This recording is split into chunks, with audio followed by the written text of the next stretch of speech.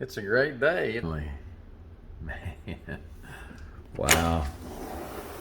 We've been waiting for some rain for quite some time. That's not why I decided. You know what we need the next time we have a president? We need a president that will push the states to do a convention of states. You know why? Because Congress is not going to vote themselves uh, term limits. They're not going to vote for a balanced budget amendment.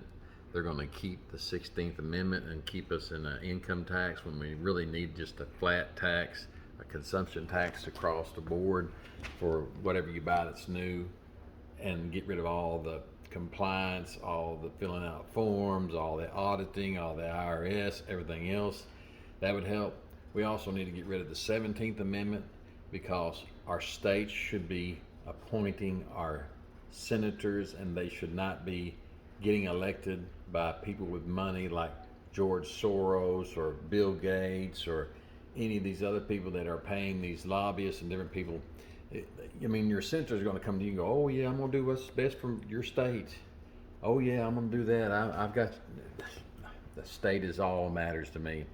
But yeah, then they get all this money and they want to keep getting elected. And somebody gets in the back room and says, "As long as you play ball, we'll make sure we give you plenty of money to get elected." So that's how the Senate got corrupted, and I believe it was President Wilson actually that brought that in, and that got done. But we need a president the next time that encourages the states to have a convention of states so the states can vote and change some of these things that they're not going to get changes in Washington. They're not going to vote for term limits in Washington. They're not going to vote for a balanced budget because as long as they're able to do all these laws to the IRS and different things, and as long as they're able to come up with these different caveats for people that will pay them for their elections, they're not going to ever mess with that playground because they're there making way too much money. They get the best health care. They get to do some insider trading. They don't have to live by the same laws that we do. They don't have to worry about Social Security. They're going to get a better retirement plan. All these things people get when they're elected to office the way it is now.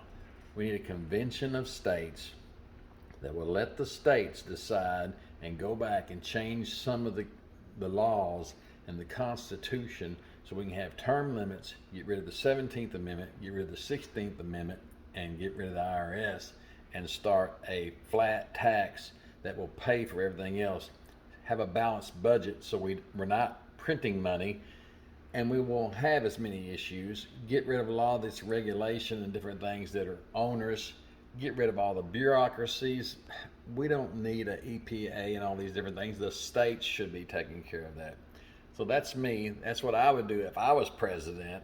But again, I don't have the money to even run for president or senate or anything else. Not that I have any desire to go live in Washington, D.C. with all those folks.